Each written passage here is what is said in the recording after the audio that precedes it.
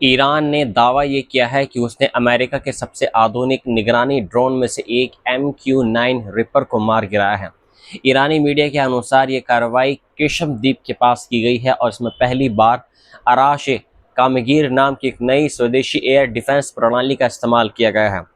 Iran का कहना है कि यह सिर्फ एक सैन्य कार्रवाई नहीं बल्कि अमेरिका और इजराइल के लिए सीधा संदेश है कि महीनों तक चले हमलों और बमबारी के बावजूद ईरान अभी भी जवाब देने और अपनी हवाई सीमाओं की रक्षा करने में पूरी तरीके से कैपेबल है। हालांकि अभी तक इस दावे की स्वतंत्र पुष्टि नहीं हुई है, लेकिन अंतर्राष्ट्रीय जानकार मान रहे हैं कि ईरान ने जिस तरीके से रणनीति अपनाई है वह आधुनिक युद्ध की बदलती तस्वीर को दिखा रही है, जहां अब सस्ते मोबाइल और तेजी से तैनात किए जा सकने वाले हथियार महंगे और अत्याधुनिक सिस्टमों को चुनौती देने लगे हैं।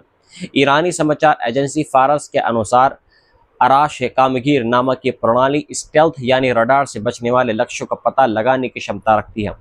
फारस ने इसे छिपी हुई क्षमताओं वाला सिस्टम बताया है और कहा है कि यह दुश्मन विमानों और ड्रोन के लिए चेतावनी है।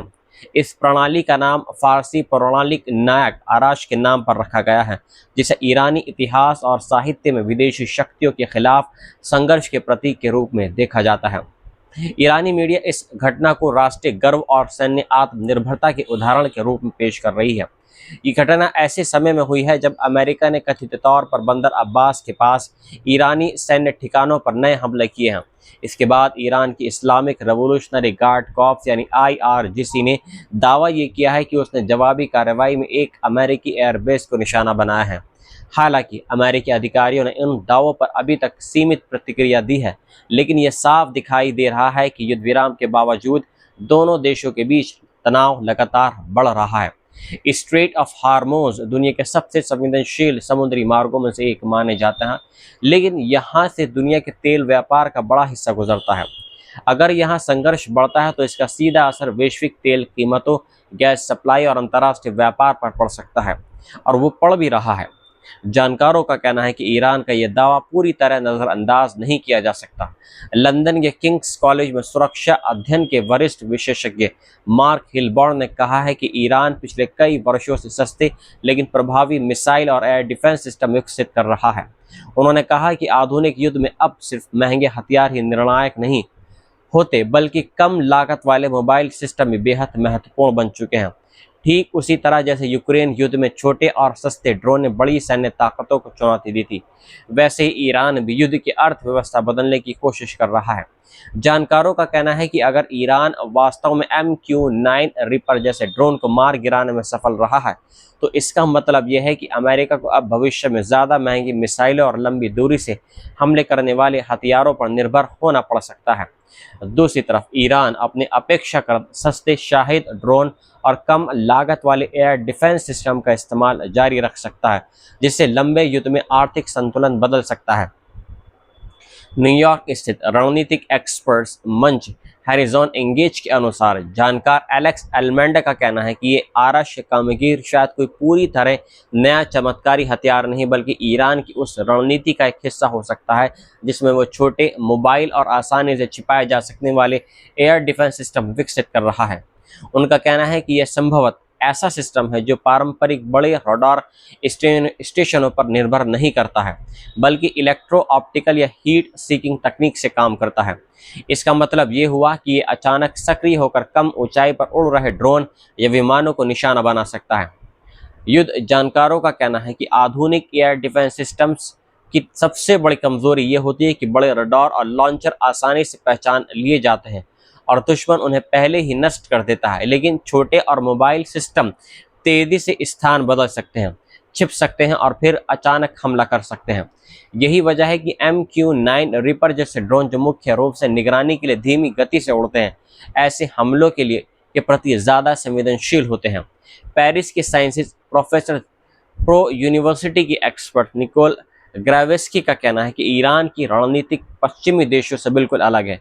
पश्चिमी देश अत्याधुनिक और पूरी तरह एकीकृत एयर डिफेंस नेटवर्क पर भरोसा करते हैं, जबकि ईरान लचीलापन, सहनशक्ति और गतिशीलता पर आधारित रक्षा रणनीति पर अपना रहा है। उन्होंने कहा कि ईरान के सिस्टम शायद तकनीकी रूप से उतने उन्नत न हो, लेकिन वह ज़्यादातर जीवित रहने और जवाब देने की क्षमता बनाए रखते हैं। यही वजह है कि अमेरिका और इजराइल के लिए ईरान को पूरी तरीके से सैन्य रूप से निष्क्रिय करना आसान नहीं दिखाई देता। पिछले महीनों में इजराइल और अमेरिका ने ईरान के कई रडार, मिसाइल साइट्स और एयर डिफेंस सिस्टम पर हमले किए, लेकिन इसके बावजूद तेहरान अब भी जवाब देने की स्थिति में दिखाई दे रहा है। जानकारों का कहना है कि ईरान की असली ताकत उसकी असममित युद्ध रणनीति है, यानी वह सीधे मुकाबले के बजाय ऐसे हथियारों और तकनीकों का इस्तेमाल कर रहा है जो दुश्मन को लगातार आर्थिक और सैन्य दबाव में रखे। इस पूरे घटनाक्रम का सबसे बड़ा असर वैश्विक राजनीति और ऊर्जा बाजार पर पड़ सकता है।